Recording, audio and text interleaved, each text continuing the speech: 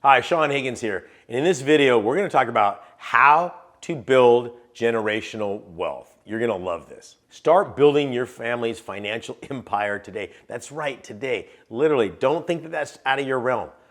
In this video, we're going to show you how to do all of that.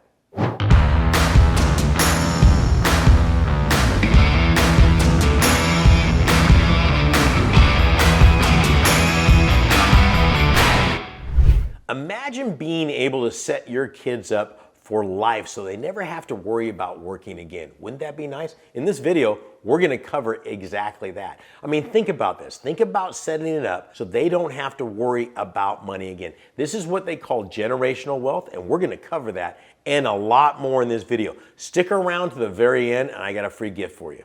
Now, again, thumbs up, thumbs down, make some comments. If you want to get generational wealth and be my child, send me a text comment in there and we'll show you how to do that, I guess. Okay, so let's get right into it. I mean, think about this for a minute. At the end of the day, we want what's best for our family. I mean, that's truly what it is. We'll do anything for our family, right? That's what it's supposed to be all about, is how do we make that happen? Now, you're kind of walking a fine line, I feel. I got to where I'm at because of the things I've had to go through. So I've had this conversation with a lot of people, okay? If what I went through, and some of it wasn't so great. I didn't grow up with a bunch of money. I had a great family, very loving family and all that stuff, but I had to work. I really had to work at what I did. There was no generational wealth happening. So there is a fine line as far as I'm concerned. How much help do you want to give your kids? There's two different ways, very distinct, on passing on generational wealth. There's generational wealth, which is in the form of money. Okay, probably one of the biggest damaging things you could do is set it up so that when you pass, your kids automatically get everything that you have. Well, if they didn't earn it, and if they don't understand financial literacy, it's probably going to be a very short-lived situation. It can even cause all sorts of trauma within the family, people spending money. This just literally came up with the family that I'm helping out. And it wasn't a lot of money. There was about $500,000 that was passed on to the younger family that when the parents died. Literally, they've gone through almost all of that money in a 9-month period of time. They had no financial literacy whatsoever and just didn't understand why it was leaving their hands so quickly. I mean, they've almost spent like tens of thousands of dollars every single month thinking they were getting all the things that they needed. So there's financial wealth literacy, generational, and there's actually understand it. So there's two ways that you can avoid all that. Number one is you have to teach the people that mean the most to you is how you've acquired these assets, how you've acquired this wealth. Because if all you're going to do is pass it on to them, you're probably going to be doing a lot of damage. Now, if your kids don't care about it, and they don't understand it, and they don't want to learn about financial wealth, and that's just the cards you've been dealt.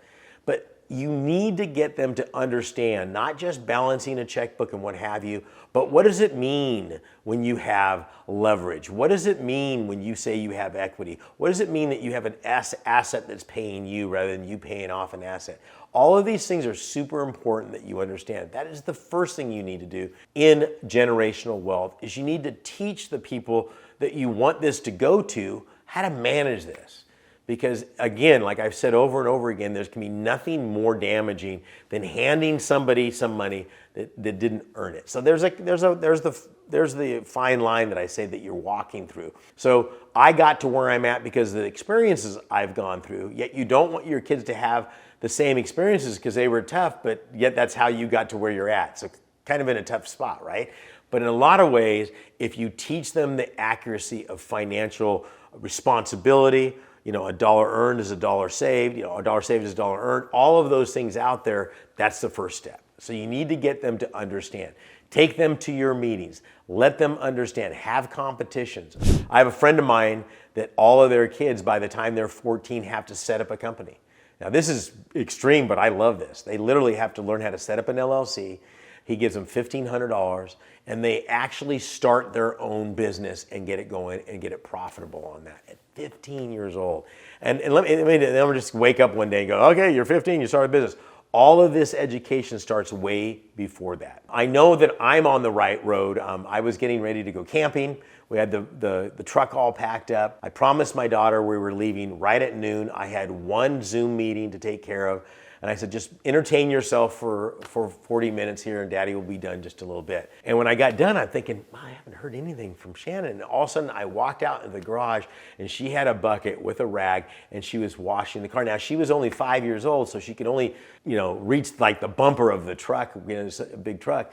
And she's washing it, and I was so proud. I'm beaming like a dad, and she's proud that I'm proud. And the next thing she does, she puts out her hand, she goes, that'll be $5, please. I don't know what made me more proud, the fact that she wanted to wash the truck or the fact that she wanted $5 for it. And so it starts at that point. Okay, you got to teach them financial literacy. Okay, the second half of that is setting yourself up correctly. So we've talked about trust and what have you in the past. So not only do you need to teach them how to manage this, and you need to teach them, all the assets that are going on, but as they get older, I want them looking at my financials. I want them looking at all this. I want to sit down and have conversations with them about stock, about the insurance. We've talked about insurance before in these videos, and where those assets and who is being assigned to what. So again, they know what this is. It's not like you want them to be surprised that they've got a bunch of money later on. You want them to know. If something were to happen to you, they know exactly what they're going to be receiving and when they're going to be receiving and how it's going to be receiving. Plus, they've already looked at the financials. So let's say I have a multifamily property. Let's say I've got 5 or 6 unit little apartment building, whatever the case is. I'm going to be going over the financials with them. I'm going to be talking about the rents. I'm going to be talking about the vacancy factors. I'm going to talk about the maintenance. I'm going to say, yeah, we may be getting $100,000 a year in income from this property, but it's costing us $40,000 in maintenance, which is not bad, but here's what we're using on the maintenance. So that none of this stuff is a surprise. I mean, it's like taking somebody to a football game that's never seen a football game before and expecting them to be cheering on the right team. They won't know what's going on. So you need to make sure it's not just about creating these assets and buildings and all this income so you can pass that on. Who you're passing it on to needs to know what they're doing. So make sure that not only do you start teaching them young, but during the process, you need to have somebody in that realm that is not just understanding that they're going to get these assets later on, but how to manage them, which goes into how do you hold them? How do you hold them as far as an asset in an asset trust? How do you hold, a irrevocable trust or a revocable trust? How do you handle the S corporations? You need to start educating yourself on this. So in Wyoming, as long as I don't live in California or New York, I can set up what's called a series LLC, which is one LLC, and I can put little baby ones underneath it to protect my assets. Okay, you're watching all these videos. You're learning all this stuff. They need to be right with you then. Okay, so what happens if you have a child or somebody that you want to pass off this generational wealth and they're not really interested in that? It's just not their cup of tea. They're artsy fartsy. They want to, paint. And there's nothing wrong with any of that stuff. I mean, that's fine. But you still have to have somebody that understands this stuff that when it's passed on to them can help them manage it. This is a tough one.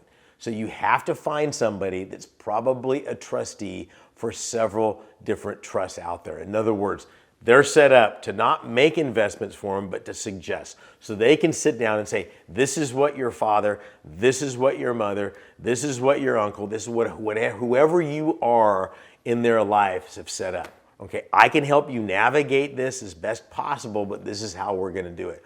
And you can even take it to a point where they have a certain amount of control for a certain amount of time until that point where maybe this person stops, coming out of the clouds and getting down to earth. And there's nothing wrong with any of that, but I just believe that we live in the best country in the world, and I think everybody should have some form of financial literacy. You have to. Money doesn't solve problems, it just gives you options when problems come up. Okay, because I've seen a lot of people with a lot of money that have a lot of problems because they don't understand the literacy of it. They've made money, but the money was a byproduct of a talent they had somewhere else. When we're in this real estate world, when we're doing this, we're making money and we understand what makes it happen. And this is super critical. And as you can tell, there is a ton of information that you need to know to do this correctly. You know what? You're in luck. I got a brand new course on this that'll walk you step by step through this whole process, click the link down below, go to higginsmethod.com, fill out the information, and my information is your information. That course will help you get to where you need to go. God bless you and good luck.